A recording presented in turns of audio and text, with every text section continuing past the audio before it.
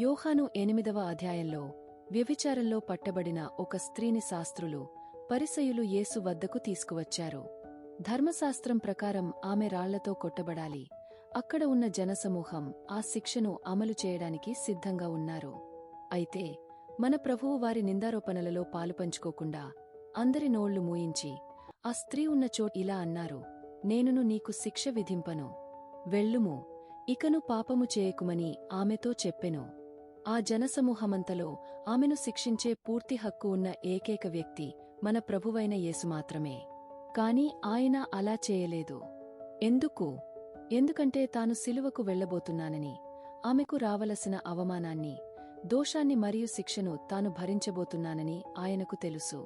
ప్రియమైన వారలారా, మీ పట్ల కూడా ఆయన హృదయం ఇదే.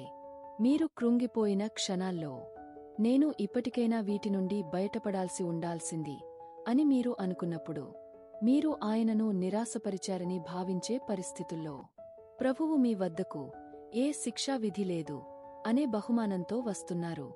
ఆయన శిలువపై మీకోసం ఒకేసారి పూర్తి మూల్యాన్ని చెల్లించారు కాబట్టి ఈరోజు మీరు దానిని ఉచితంగా స్వీకరించవచ్చు.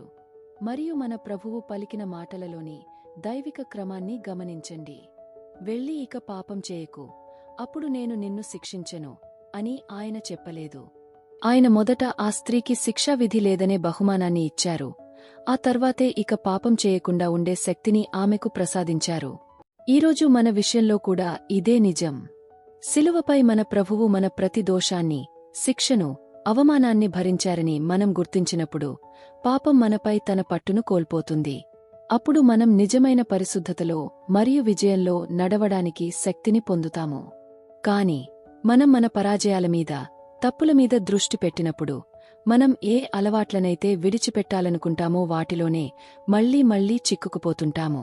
కాబట్టి ప్రియమైన వారలారా, మళ్లీ ఎప్పుడైనా మీ మనసులో ఆత్మనింద కలిగినప్పుడు కాసేపు ఆగి ప్రభువు మాటలు మీ హృదయాన్ని స్థిరపరచనివ్వండి. నేనును నీకు శిక్ష విధింపను. ఈ సత్యం మీద మీ హృదయం ఎంత ఎక్కువగా ఆనుకుంటుందో అంతగా మీరు మీ బలహీనతలను, తప్పులను మరియు పాత అలవాట్లను జయించి యేసు శిలువపై మీకోసం సంపాదించిన స్వేచ్ఛలో ముందుకు సాగుతారు.